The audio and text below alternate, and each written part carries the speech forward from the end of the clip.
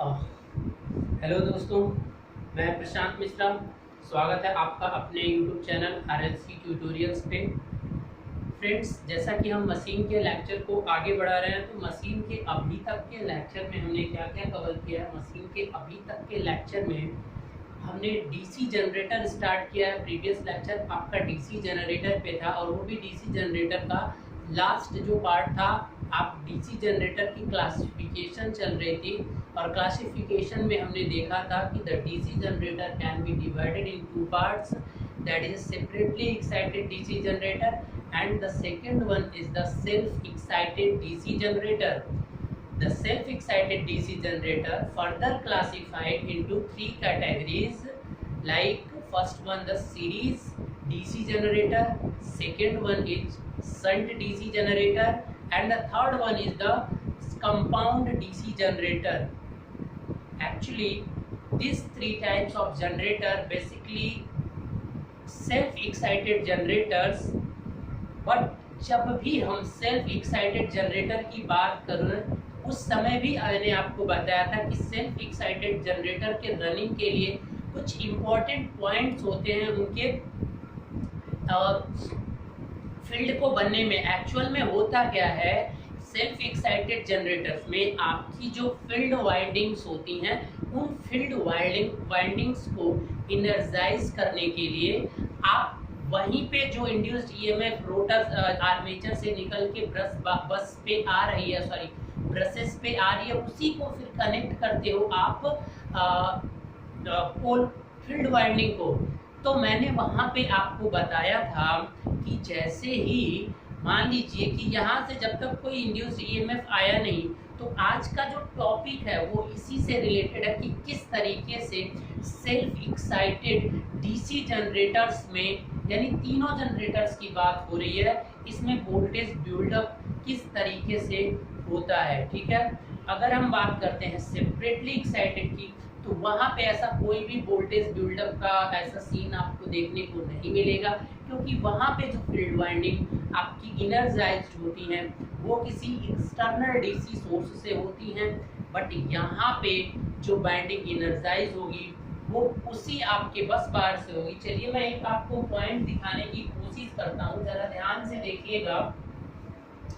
ये आपका मान लीजिए कि ये सारे के सारे क्या हैं, ये आपका कोर था जो कि मैग्नेटिक फील्ड में रखा हुआ था, और यहाँ पे एक क्या लगा हुआ था, ये ब्रशेस है, कुछ इस तरह का अरेंजमेंट में देखिए, इसका कनेक्शन में मत जाइए फ्रेंड। और ये आपका क्या था, पोल कोर था। अब अगर हम इस पोल कोर की बात करते हैं, तो इस पर आपकी फील्ड वाइंडिंग अटैच होंगी। अब आपको कौन सा पोल बनाना है ये डिपेंड करेगा कि आप इसकी जो ये रोटेशन आप कर रहे हो, ठीक है ना, ये आपको क्या करना पड़ेगा, ओरिएंटेशन जिसे आप बोलते हो वो चेंज करना पड़ेगा। अगर आप इससे नहीं समझ रहे तो आप इस चैनल पे अगर नए हो तो प्लीज़ इस चैनल को सब्सक्राइब कर लीजिए, क्योंकि यहाँ पे मैं सारे के सारे आपकी मशीन से लेके अभी जैसे एक सब्जेक्ट, सारे इलेक्ट्रिकल के सब्जेक्ट आप जो भी पढ़ रहे हो, डिप्लोमा कर रहे हो या बीटेक कर रहे हो, या तो आप किसी जॉब की प्रिपरेशन कर रहे हो, सबके लिए ये आपका उतना ही इम्पोर्टेंट होगा। ठीक है, तो अब हम बात करते हैं, तो चैनल को आप सब्सक्राइब जरूर कर लीजिए। चलिए अब यहाँ पे देखिए जरा ध्यान से। अब अगर हम बात करते हैं यहाँ पे एक और पोल के दो पोल की मशीन, तो यहाँ पे भी फील्ड वाइंडिंग होगी। तो अब इन दोनों को एक डीसी सप्लाई दोगे तभी तो यहाँ पे नॉर्थ साउथ, जब तक डीसी सप्लाई आपने नहीं दिया है तो क्या कोई नॉर्थ पोल और साउथ पोल क्रिएट होगा? कभी नहीं। जब करंट फ्लो होती है तभी उसके चारों ओर एक मैग्नेटिक फील्ड बनता है, और उस मैग्नेटिक फील्ड की वजह से ही ये नॉर्थ पोल और साउथ पोल का जन्म होता है, यानी एक मैग्नेटिक फील्ड की जन्म होती है। अब एक बात बताइए कि और यहाँ से जो आप करंट कलेक्ट करके लोड में दे रहे हो, ये कहाँ जा रहा है, लोड को, ये और ये पॉइंट लोड को जा रहा है। लेकिन इसी और इसी पॉइंट से आपने क्या कर रखा है, मैं जरा देखिए कनेक्शन कर रहा हूँ, इसको यहाँ से लाकर यहाँ पे कनेक्ट किया, किस वे में है अभी मुझे उससे नहीं पता, और इसको मैंने यहाँ पे कनेक्ट कर दिया। ठीक है, तो अब ये किस तरह का कनेक्शन अब यहाँ पे तीन तरह से कनेक्ट कर सकते हो, या तो इस वाली कॉइल को इस कॉइल के साथ सीरीज में बनाइए, या तो पैरेलल में बनाइए, या तो दोनों का कॉम्बिनेशन रखिए। इसी के आधार पे आपका डीसी जनरेटर तीन पार्ट में, यानी सेल्फ एक्साइटेड डीसी जनरेटर तीन पार्ट में डिवाइड हो जाता है। अब वो तीन पार्ट से कौन होते हैं, अगर पिछला देखिए तीनों का मैंने अलग अलग वीडियो बना रखा है, ठीक है। अब वो मैं डिस्क्रिप्शन में भी दे दूंगा, आप उसे फिर से देख लेना, जो लोग नहीं है तो पीछे लेक्चर्स में आप देख लेना, मैं उससे एक्सप्लेन यहाँ पे नहीं करूँगा। फर्दर हम आगे की तरफ बढ़ते हैं। अब यहाँ पे टारगेट मेरा ये है कि मैं क्वेश्चन यहाँ पे पूछना चाहता हूँ कि यहाँ से डीसी को यहाँ पे एनर्जाइज किया तो यहाँ पे डीसी मिलेगी कब। ये आपका रोटेट करता हुआ आर्मेचर है, मैंने कुछ इस तरीके से दिखाया है। तो यहाँ पे आपकी डीसी कब मिलेगी, जब यहाँ पे कुछ मैग्नेटिक फील्ड आएगा। क्योंकि अगर बिना मैग्नेटिक फील्ड के कॉइल को आप घुमाओगे तो क्या कुछ होगा, कुछ नहीं होगा। क्योंकि मैं शुरू से आपको बोलता आ रहा हूँ कि किसी भी जनरेटर का तीन ही है रूल बेसिकली, एक सिंपल कि एक तो मैग्नेटिक फील्ड चाहिए, दूसरा आर्मेचर कंडक्टर चाहिए, और तीसरा दोनों के बीच में रिलेटिव मोशन चाहिए। तो चलिए मान लीजिए कि ये घूम रहा है कुछ स्पीड से, ये आपका आर्मेचर, लेकिन ये अभी मैग्नेटिक फील्ड बने ही नहीं है। तो क्या यहाँ पे कोई आपका वोल्टेज जनरेट होगा? जब वोल्टेज जनरेट नहीं होगी तो कोई करंट इधर आएगा नहीं आएगा। तो इसी प्रोसेस को समझने के लिए यहाँ पे वोल्टेज बिल्डअप को समझना पड़ता है, कुछ कंडीशंस यहाँ पे रखनी पड़ती हैं, तभी यहाँ पे वोल्टेज यहाँ पे जनरेट हो पाएंगे इसमें, अदरवाइज नहीं हो पाएगी। जिस तरह से ये कनेक्ट है तो ये कॉइल भी आपकी कनेक्ट होगी। कनेक्शन कौन सा करना है, series, parallel, this are depend on you which type of generator you want to make. Now तो कुछ इसेंशियल कंडीशंस होती हैं, और वो सबसे पहली कंडीशन तो यहीं से जनरेट होकर आती है कि ये जो पोल देख रहे हैं, इस पोल मटेरियल्स के पास पहले से ही कुछ रेजिडुअल मैग्नेटिज्म होना चाहिए, ठीक है। यानी सबसे अगर पहला कुछ इसेंशियल कंडीशन, इसेंशियल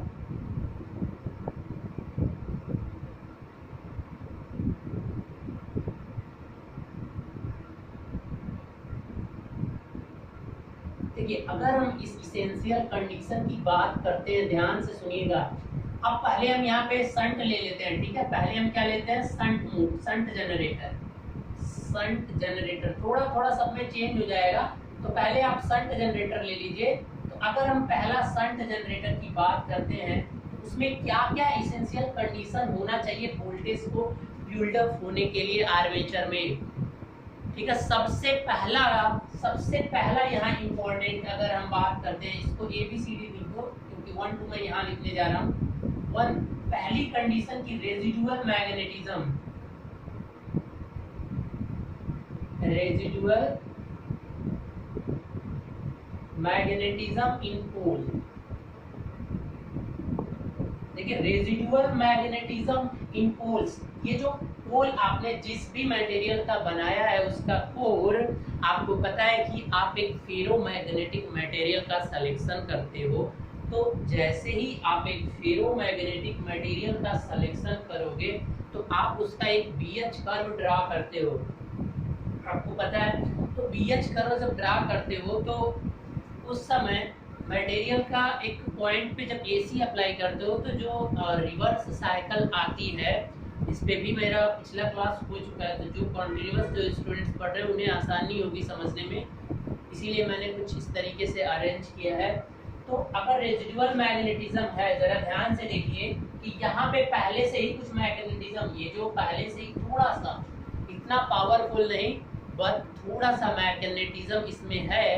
तो ये क्या करेगा कि ये कॉइल जैसे ही मूव करेगी तो थोड़े अमाउंट में आपका इंड्यूस्ड EMF जो होगा वो उस आर्मेचर कॉइल पे जनरेट होगा।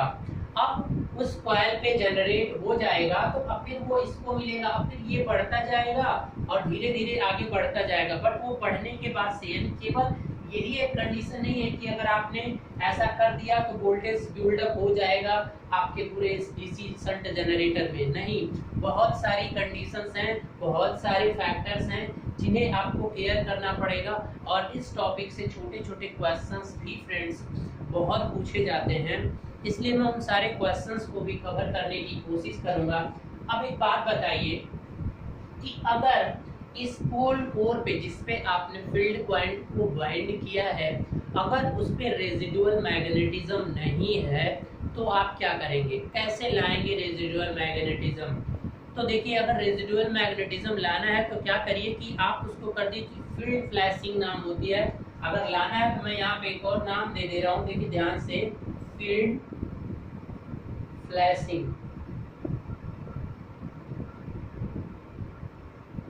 मतलब क्या है कि उस पर एसी करंट कुछ सडनली प्रोवाइड करके और हटा लीजिए।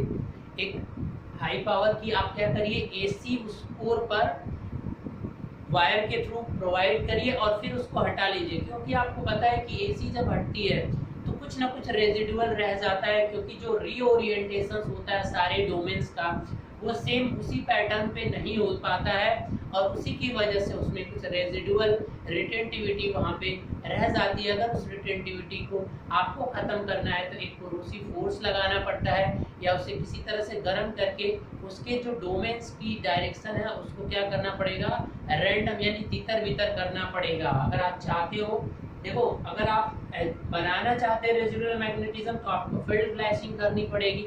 फील्ड फ्लैशिंग का मतलब आप कोर लीजिए, उस पे टर्न को वाउंड करिए और उस टर्न पे आप एसी सप्लाई कुछ देर देके हटा लीजिए। आपका कोर जो होगा उस पे श्योर आपका मैग्नेटिज्म रेजिडुअल मैग्नेटिज्म आ जाएगा। और अगर आप रेजिडुअल मैग्नेटिज्म को खत्म करना चाहते हो तो आप या तो उसे हथौड़े से पीट सकते हो या गर्म कर सकते हो। दोनों के करने से आपका जो डोमेन्स का रीओरिएंटेशन होगा वो चेंज हो जाएगा और इस तरीके से आपका जो मशीन होगा उसमें आप रेजिडुअल मैग्नेटिज्म ला सकते हो या तो खत्म कर सकते हो। तो चूंकि यहाँ पे हमें खत्म करने की प्रोसीजर नहीं सीखनी है, कैसे लाएंगे।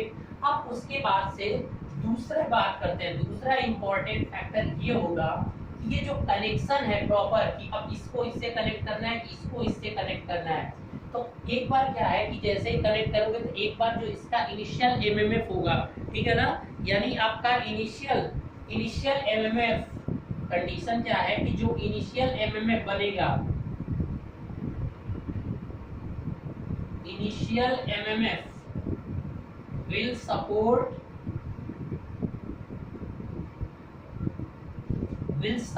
किसका, रेजिडुअल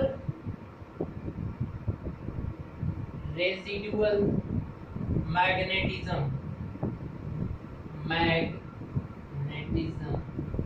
ठीक है। यानी कनेक्शन यानी प्रॉपर होना चाहिए, यानी फील्ड पॉइंट का कनेक्शन आर्मेचर कॉइल से क्या होना चाहिए, प्रॉपरली होना चाहिए। Field winding should be collected properly. तो इसके लिए क्या करना पड़ेगा आपको कि फील्ड कॉइल्स शुड बी, ये वो है, ठीक है, should be properly connected to armature coil।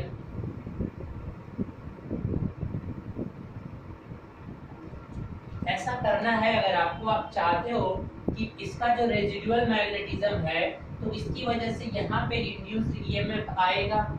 थोड़े से की वजह से घूम रहा है तो थोड़ा सा ही आएगा ना, क्योंकि आप जानते हो कि induced EMF E proportional to phi omega.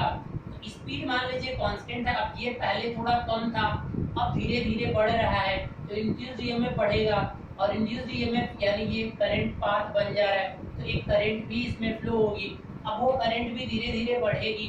तो ये जरूरी है कि इसका कनेक्शन इस तरीके से किया जाए कि जैसे इसमें करंट आएगी तो एमएमएफ सेट होगा और वो एमएमएफ क्या होना चाहिए, रेजिडुअल का सपोर्ट करना चाहिए। जिस डायरेक्शन में रेजिडुअल है उसी डायरेक्शन में, जैसे यहाँ रेजिडुअल ने यहाँ नॉर्थ पोल बनाया था, यहाँ साउथ पोल बनाया था, तो आप जो कनेक्शन करोगे वो भी इस तरीके से होना चाहिए कि यहाँ पे नॉर्थ पोल बने और यहाँ पे साउथ पोल। अब ये कैसे करते हो, ओरिएंटेशन से।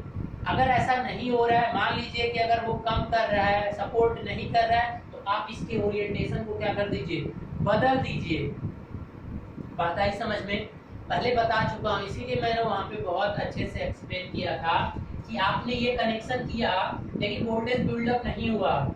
आपने यहाँ पे पहली कंडीशन फुलफिल कर ली कि रेजिडुअल मैग्नेटिज्म था, आपने अपने मन से ये एंड यहाँ कनेक्ट कर दिया और ये एंड यहाँ पे कनेक्ट कर दिया, लेकिन आपने देखा कि इसमें वोल्टेज बिल्डअप नहीं हुआ। वोल्टमीटर ले लीजिए और इसके टर्मिनल पे चेक करिए कि वोल्टेज बढ़ रहा है कि नहीं बढ़ रहा है। जैसे कुछ अगर नहीं बढ़ रहा है तो इसका मतलब आपने कनेक्शन गलत कर रखा है। आर्मेचर कॉइल से फील्ड कॉइल का कनेक्शन ऐसा होना चाहिए कि जो इनिशियल उसमें एमएमएफ सेट होगा वो आपका रेजिडुअल मैग्नेटिज्म का सपोर्ट करना चाहिए, यानी दोनों के जो फ्लक्स जनरेट हुए हैं वो नॉर्थ पोल इधर है तो उसका भी नॉर्थ पोल इधर होना चाहिए। तो आप करोगे क्या, अगर नहीं हो रहा है तो आप क्या करिएगा कि इसके ओरिएंटेशन को चेंज कर दीजिएगा। इसके ओरिएंटेशन को जैसे ही चेंज कर देंगे तो फिर आपका जो फ्लक्स होगा वो उसको सपोर्ट करने लगेगा। तो ये कंडीशन जरूर होनी चाहिए सेल्फ एक्साइटेड डीसी मोटर में वोल्टेज को, मोटर नहीं जनरेटर में वोल्टेज को बिल्डअप होने के लिए। अब चलिए दो कंडीशन आपको समझ में आ गया कि अगर आप किसी डीसी जनरेटर में वोल्टेज को बिल्डअप करना चाहते हो तो आपको ये चीजें करनी पड़ेंगी। अब हम आते हैं थर्ड पॉइंट पे कि जो फील्ड कॉइल है उसका रेजिस्टेंस यानी आर।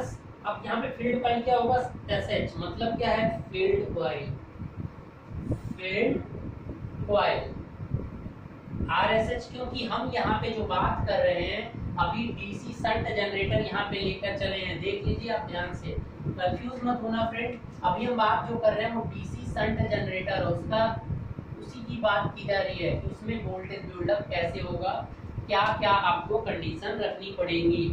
तो जो फील्ड कॉइल है इसका रेजिस्टेंस आपका क्या होना चाहिए कि हमेशा आरएसएच वो लेस देन होना चाहिए आरसी।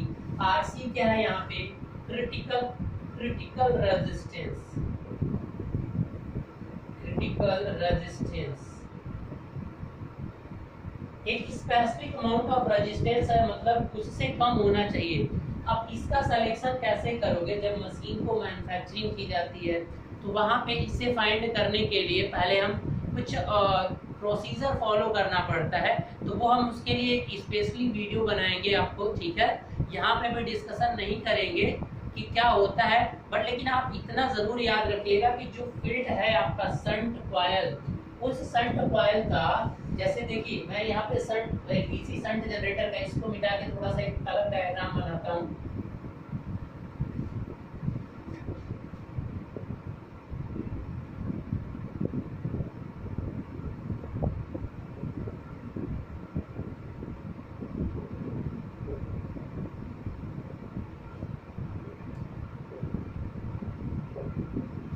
ठीक है, ये रहा आपका। तो ये जो शंट कॉइल है इसकी वैल्यू क्या होनी चाहिए, बहुत ज्यादा नहीं होनी चाहिए। एक लिमिट होती है, उस लिमिट से ज्यादा नहीं होना चाहिए।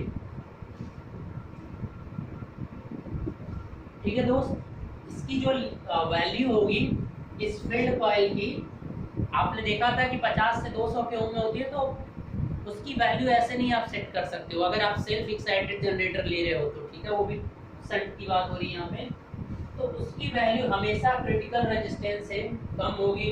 अब इस क्रिटिकल रेजिस्टेंस को कैसे मेजर करेंगे, उसके लिए कुछ प्रोसीजर आपको फॉलो करने पड़ेंगे, तो वो अभी हम वोल्टेज बिल्डअप देख लेते हैं, फिर उसके बाद फॉलो करेंगे। तो ये क्वेश्चन भी बहुत बार छोटे छोटे एग्जामिनेशंस में आ जाता है कि वोल्टेज को बिल्डअप करने के लिए जो शंट रेजिस्टेंस यानी फील्ड कॉइल का रेजिस्टेंस है वो कितना होना चाहिए, लेस देन होना चाहिए या ग्रेटर देन होना चाहिए या क्रिटिकल रेजिस्टेंस से इक्वल होना चाहिए।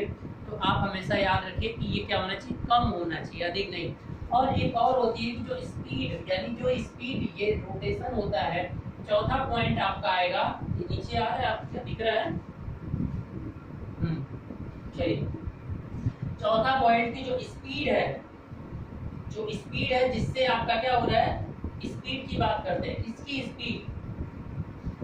स्पीड भाई आर्मेचर को रोटेट करा रहा हो ना यहाँ पे, तो आर्मेचर की जो स्पीड है वो हमेशा आपकी क्या होनी चाहिए, एक क्रिटिकल स्पीड से अधिक होनी चाहिए। स्पीड ऑफ जनरेटर यानी क्या होना चाहिए, अगर स्पीड की बात करो m जो है वो हमेशा आपका ग्रेटर देन होना चाहिए nc से। nc क्या है, एक क्रिटिकल आपका स्पीड है। इसे और इसे फाइंड करने का एक ही प्रोसीजर है, उसी में दोनों को फाइंड करेंगे। तो अभी आप इतना ही याद रखिए कि अगर आप चाहते हो कि आपके डीसी शंट जनरेटर में वोल्टेज का बिल्डअप अच्छी तरह से हो, तो इसके लिए आपको जो ये घुमा रहे हो, रोटेट कर रहे हो आर्मेचर को, उसकी स्पीड भी एक पार्टिकुलर स्पीड से अधिक होना चाहिए। अगर ऐसा नहीं होगा तो वोल्टेज बिल्डअप नहीं होगी आपकी जनरेटर में। So these are the essential conditions. अभी 4 हो गई। अभी इसके बाद एक और है कि लोड पे क्या होना चाहिए। लोड को क्या ऐसे छोड़ देंगे? नहीं, लोड पे भी आपका एक रेजिस्टेंस लगना चाहिए। और यहाँ पे ये क्या है आपका RL, लोड रेजिस्टेंस यहाँ पे आपको लगाना पड़ेगा। और इस लोड रेजिस्टेंस क्या होना चाहिए कि क्रिटिकल वैल्यू क्या होना चाहिए? अधिक होना चाहिए। क्रिटिकल वैल्यू से क्या होना चाहिए? अधिक होना चाहिए। अगर लोड आपने लगाया है तो अब यहाँ पे चलिए कुछ मिटा दें, ये आप स्क्रीनशॉट ले लीजिए। आई होप कि समझ में आ गया होगा।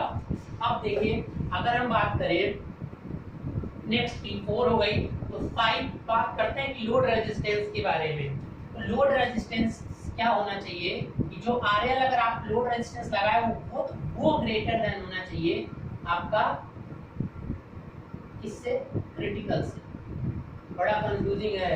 यही क्वेश्चन आपके पिछली बार भी कुछ एग्जामिनेशंस में आया था। फ्रेंड मैं भी एक बार इसमें गलत किया था, मैंने ये क्वेश्चन मुझे याद है। एक्चुअल में क्या होता है कि जैसे उसने शंट की बात की तो मैं माइंड में सडनली क्या आया कि वो फील्ड की बात कर रहा है, और फील्ड का हमेशा लेस देन होता है। लेकिन उसने फील्ड की बात नहीं की थी, उसने पूछा था कि लोड रेजिस्टेंस की वैल्यू क्रिटिकल रेजिस्टेंस की वैल्यू से अधिक होना चाहिए या कम होना चाहिए। तो चूंकि सडनली जब एग्जाम दे रहे हो प्रेशर में, तो आप चीज़ें बहुत ध्यान से देखनी होती हैं। यही तो सारा गेम होता है। अगर नहीं देखा तो अपने बच्चों वाले क्वेश्चंस भी आप उसमें क्या होते हैं गलत करके आ जाते हैं, ठीक है। तो इस तरह से गलतियां हो जाती हैं। तो ये दोनों बहुत ही कॉन्ट्रोवर्शियल। तो अब स्पेशली और सबसे बेस्ट कंडीशन क्या है, सबसे अच्छी बात का सबसे बेस्ट क्या है भाई? देखो जितना भी होगा उससे अधिक रखना है। क्रिटिकल रेजिस्टेंस मान लो 20 हुआ, 30 हुआ, उससे अधिक आप कुछ भी रख सकते हो। उसके ऊपर कोई लिमिटेशंस नहीं है आपके पास कि इतना तक ही रखना है। तो आपका बेस्ट कंडीशन ये है कि आप किस पे रख दीजिए? नो लोड पे रख दीजिए। क्योंकि जैसे ही आप नो लोड पे रखोगे, DC generator, CC shunt generator की बात हो रही है, जैसे ही नो लोड पे रखोगे तो मतलब RL कितना हो जाएगा आपका? इंफिनिटी। सबसे बेस्ट तो यही है। लेकिन क्या है कि ये चीजें इसलिए बतानी पड़ी क्योंकि क्वेश्चन इससे आ जाते हैं कि अगर लोड पे रेजिस्टेंस लगा है तो उसकी वैल्यू कितनी रखनी पड़ेगी वोल्टेज को बिल्डअप रखने के लिए। अगर नहीं बोलता है, अगर आप अपने तरीके से लेना चाहते हो तो डीसी शंट जनरेटर का बेस्ट है कि आप उसको नो लोड पे स्टार्ट कर लीजिए। नो लोड पे बेस्ट आपका क्या आएगा? वोल्टेज बिल्डअप हो जाएगा। बात आई समझ में? अब देखिए बाकी जो ब्रशेस और कॉन्टेक्ट हैं आर्मेचर के, वो आपके प्रॉपरली होने चाहिए। अभी जो मैंने डायग्राम बनाया था ना कॉइल से ब्रश का, तो उनका जो कांटेक्ट है ना वो बहुत अच्छा होना चाहिए। जो कम्यूटेटर के ऐसा है कि कहीं ज्वाइंट ना हो पाए जिसकी वजह से आप कलेक्ट ही ना कर पाओ करंट। तो ब्रश और आपका प्रॉपर कांटेक्ट होना चाहिए आर्मेचर का। ब्रश और आर्मेचर का क्या होना चाहिए? Brush and armature are properly, ठीक है, प्रॉपरली कनेक्टेड, ठीक है। यानी ब्रश और जो उनका आर्मेचर का जो कनेक्शन या कांटेक्ट है वो क्या होना चाहिए? प्रॉपर होना चाहिए। तो देखिए अगर ये सारी इसेंशियल कंडीशंस अगर आप फॉलो करते हो तो आप एक अच्छा वोल्टेज बिल्डअप कर लोगे। और वोल्टेज किस तरह से होगा?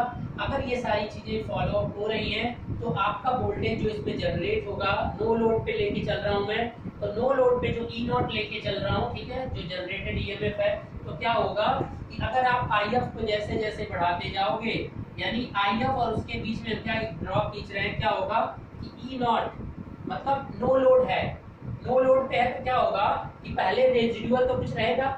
अगर फील्ड करंट 0 है, स्टार्टिंग में आपने फील्ड करंट 0 दिया है, फिर भी आपका रेजिडुअल की वजह से कुछ वोल्ट, थोड़ा 0 तो नहीं होगा, ठीक है। अभी यही क्वेश्चन एक बच्चे ने डिस्कस भी किया था कि सर अगर ऐसा होता है कि अगर नो एक्साइटेशन तो इंड्यूस्ड ईएमएफ कितना होगा। तो अगर नो एक्साइटेशन का मतलब हो गया कि कुछ अगर जितना मोटर है तो उसका 1 से 6, कुछ क्वेश्चन ये था उसका कि 250 वोल्ट जनरेट कर रहा था फुल लोड पे। तो अगर नो एक्साइटेशन पे कितना, तो ऑप्शन में 1 से 6 वोल्ट तक दिया था कि छोटा अमाउंट वोल्टेज का जनरेट होगा, ठीक है। तो इसलिए यहाँ से जनरेट होगा और क्या होगा, जैसे जैसे फील्ड, उसके बाद एक्यूमुलेशन शुरू हो जाएगा। मैंने बताया था कि अब एमएमए पढ़ना है और आपने ये सारी चीज़ें फॉलो कर रखी हैं, जितना मैंने आपसे बताया वो सारी की सारे पॉइंट्स आप कवर कर चुके हो। तो अगर आप वो सारी की सारी चीज़ें कवर कर चुके हो तो आपको अब क्या करना है, यानी आपने सारी इसेंशियल कंडीशंस फुलफिल कर ली। So when you are fulfill all the conditions, now if you start the DC generator on that time during the transient period, you have seen that your field current start increasing, and according to that the output, it means the no load induced EMF, that is also start to increasing, but it can't be going to the longer time. After some time it will be saturated, because your material or machine you are designing for a proper voltage and proper current. So what is the full load voltage? That on that voltage it must be saturated. It means it just like going to this one and this one is, ये आपका क्या हो जाएगा load. ठीक है, तो I hope कि आपको समझ में आ गया होगा कि ये क्यूमुलेटिवली क्या होगा, इस तरह से होगा फील्ड करंट। उसके बाद से फील्ड करंट अगर बढ़ेगी भी तो कोई आपको कुछ फर्क नहीं पड़ने वाला है। ठीक है, चलिए आई होप आपको समझ में आ गया होगा कि इस तरह से वोल्टेज क्या हो जाएगा, बिल्डअप हो जाएगा। ठीक है, अगर ये रेजिडुअल नहीं होगा तो फिर वोल्टेज का, यानी कि इसमें से अगर कोई भी कंडीशंस एसेंशियल अगर वो फुलफिल नहीं होती हैं तो सारा का सारा आपका वोल्टेज बिल्डअप कभी नहीं होगा। चलिए अब इसी तरह से हम बात कर लेते हैं आपका डीसी सीरीज जनरेटर की। तो अगर डीसी सीरीज जनरेटर में अगर आप चाहते हो वोल्टेज को बिल्डअप करना, तो सबसे पहली बात कि डीसी सीरीज जनरेटर का आप डायग्राम बनाइए। चलिए देखिए यहाँ पे डीसी सीरीज जनरेटर, दूसरे की बात करते हैं बी डीसी सीरीज जनरेटर। अगर डीसी सीरीज जनरेटर की आप बात करते हो तो क्या होता है, ये आपका आर्मेचर है। ठीक है, यहाँ से जो सीरीज कॉइल होती है यहाँ पे आपकी होती है, ये आपको क्या है सीरीज कॉइल, और यहाँ पे आपका आर्मेचर रेजिस्टेंस भी है, और यहाँ पे श्योर है कि आपको कुछ ना कुछ लोड लगाना ही पड़ेगा, क्योंकि आप लोड नहीं लगाओगे देखो तो सबसे पहले तो इसमें करंट जाएगी नहीं, वोल्टेज का कोई बिल्डअप होने वाला ही नहीं है। तो पहले तो आप ये चीज आप मेंशन करना। ठीक है, बात आई समझ में। चलिए अब यहाँ पे जो बात करते हैं कि यहाँ पे जो हम बात करने वाले हैं वो आपका कुछ यहाँ पे भी सेम वही कंडीशंस आएंगी कि जो पहला कंडीशन होगा वो सेम यही होगा कि आपका रेजिडुअल मैग्नेटिज्म, पहला पॉइंट क्या होगा,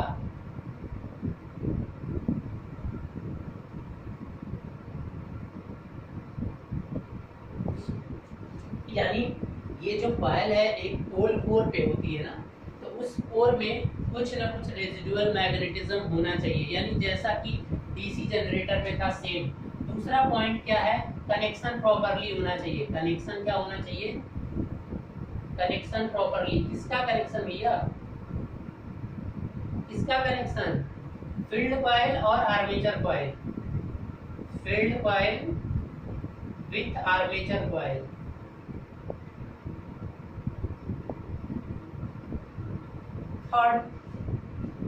थर्ड कंडीशन क्या थी उसमें, थर्ड कंडीशन ये थी कि आपका जो रेजिस्टेंस है वो आपका क्या होना चाहिए, यानी फील्ड शंट रेजिस्टेंस वो क्या होना चाहिए आपका। यहाँ पे आप कुछ लोड रेजिस्टेंस भी लगाओगे, ठीक है, क्योंकि बिना लोड के तो इसमें करंट फ्लो होनी ही नहीं है। सबसे पहला तो वही हो गया। तो यहाँ पे जो होगा इन तीनों का sum R S H plus R L plus R armature resistance, ये तीनों मिलके लेस देन होने चाहिए आर सी से। वहां पे क्या था, केवल शंट से, मतलब सॉरी शंट लिख दिया मैंने, सीरीज है ना, ठीक है, series resistance plus load resistance plus R A, ये रेजिस्टेंस ये रेजिस्टेंस ये रेजिस्टेंस, तीनों का सम जो है वो लेस देन होना चाहिए क्रिटिकल रेजिस्टेंस से। क्रिटिकल कैसे फाइंड करोगे, प्रोसीजर बताऊंगा अगली वीडियो में आपको। अभी आप याद करिए कि तीनों का सम क्या होना चाहिए, लेस देन होना चाहिए क्रिटिकल स्पीड से। और जो चौथा कंडीशन था कि आपका जो स्पीड है वो ग्रेटर देन होना चाहिए क्रिटिकल स्पीड से। पांचवी कंडीशन क्या है कि आपका जो लोड लगा रहे हो, लोड, ठीक है, जनरेटर टर्मिनल, वहां पे सबसे बेस्ट कंडीशन क्या थी, डीसी जनरेटर में सबसे बेस्ट कंडीशन क्या थी कि आप नो लोड पे उसे क्या करिए, ऑपरेट करिए, that is the best condition. But in series generator, if you start to no load, that is a no current flow. If there is no current flow, your field winding also connected series, then in field winding also there is no any current. What happened if there is no any current, no mmf, no flux, then no possibilities to start the DC generator, DC series generator. तो जो load resistance अब वहां पे लगाओगे should be close with some load, ठीक है, वहां पे कुछ सम लोड, वो ज्यादा नहीं होना चाहिए, क्या होना चाहिए, सम लोड कुछ थोड़ा अमाउंट में होना चाहिए, ठीक है, यहाँ पे प्रॉपर्ली कनेक्ट होना चाहिए, यानी लोड शुड बी बस इतना लिख दे रहा हूँ मैं, लोड शुड बी, यानी आपका ये लोड क्या है, ये होना चाहिए, यहाँ पे थोड़ा अमाउंट ऑफ लोड क्या होना चाहिए, होना चाहिए। अगर लोड नहीं होगा, रेजिस्टेंस, लोड रेजिस्टेंस नहीं लगाओगे तब वोल्टेज बिल्डअप नहीं होगा, वो तो आप जनरली समझ सकते हैं। और लास्ट कंडीशन वही है 6 में कि जो कांटेक्ट है आपका आर्मेचर और उसका, वो आपका क्या होना चाहिए, प्रॉपर्ली होना चाहिए, ठीक है।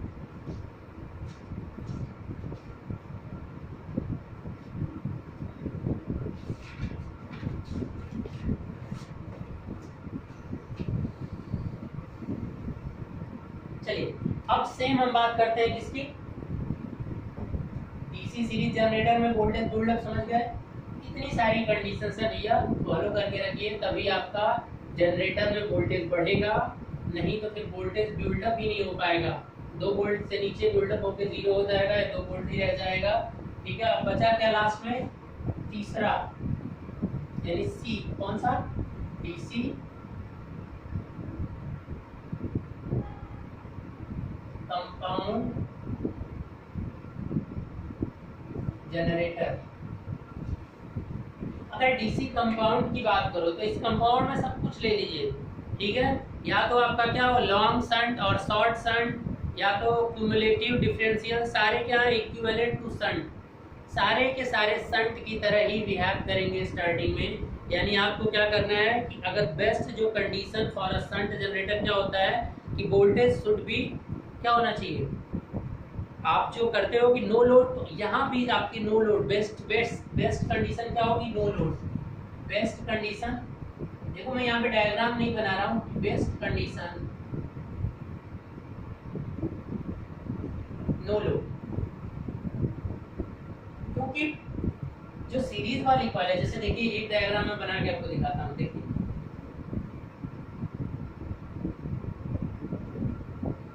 चलिए, इसमें शायद दूसरे में आपको ये शंट वाला और ये क्या है, सीरीज। अब इसे क्यूमुलेटिव कंपाउंड बनाना है या तो डिफरेंशियल बनाना है, तो इसके ओरिएंटेशन पे डिपेंड करेगा बेटा। तो आपने सब कुछ कर लिया, आपको इसे अब स्टार्ट करना वोल्टेज बिल्डअप, तो ये बिहेव किसकी तरह करेगा, एकदम शंट एज्यूम कर लो। आपका एजम्पशन क्या होना चाहिए, जस्ट एज्यूम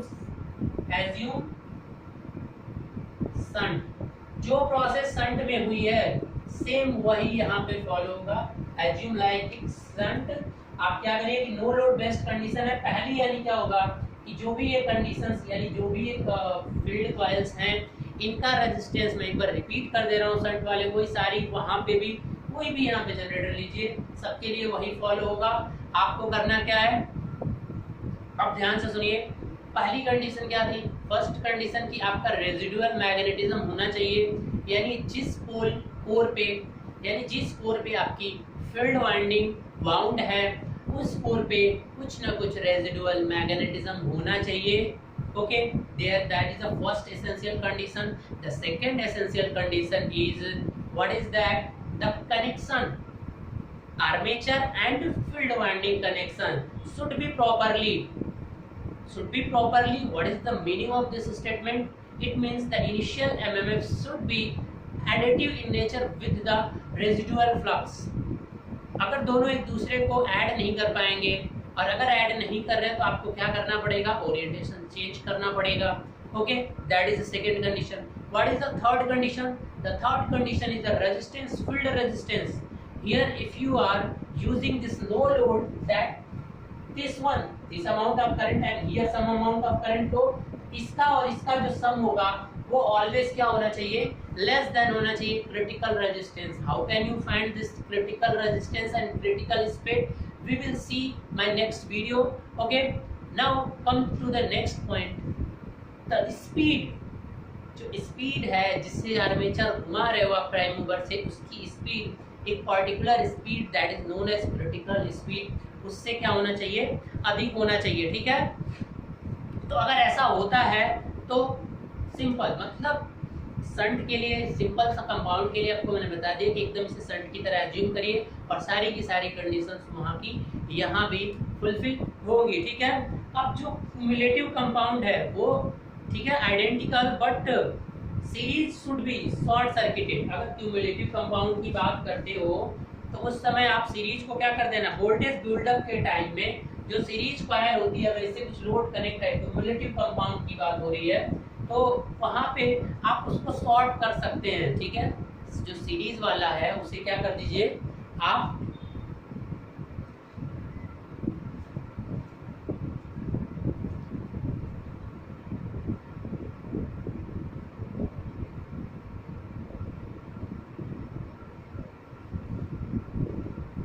ठीक है फ्रेंड, सॉरी कोई आ गया था. चलिए अब हम बात करते हैं कि यहाँ पे दो जनरेटर, एक तो ये जो मैंने बताया प्रोसीजर आप इसे फॉलो करिए, शंट की तरह एज्यूम करिए. लेकिन एक और प्रॉब्लम है, अगर डिफरेंशियल होगा तब आप क्या करोगे, शॉर्ट करने की प्रोसीजर जो बता रहा था वो भी सुन लीजिए. ठीक है, एक्चुअल में किसके लिए है वो, अगर आपके पास डीसी कंपाउंड जनरेटर, वो भी डिफरेंशियल कंपाउंड है, चाहे लॉन्ग शंट हो या तो शॉर्ट शंट हो, तो उसमें एक अलग से अरेंजमेंट करना पड़ेगा. और यहाँ पे मैं लिख दे रहा हूँ, क्यूमुलेटिव के लिए तो सेम है, क्यूमुलेटिव के लिए सेम है, लेकिन डिफरेंशियल है. अगर डिफरेंशियल कंपाउंड, डिफरेंशियल कंपाउंड, अगर बेटा डिफरेंशियल कंपाउंड है तो एक चीज आपको करनी पड़ेगी, short series wire. Remember that point during voltage buildup.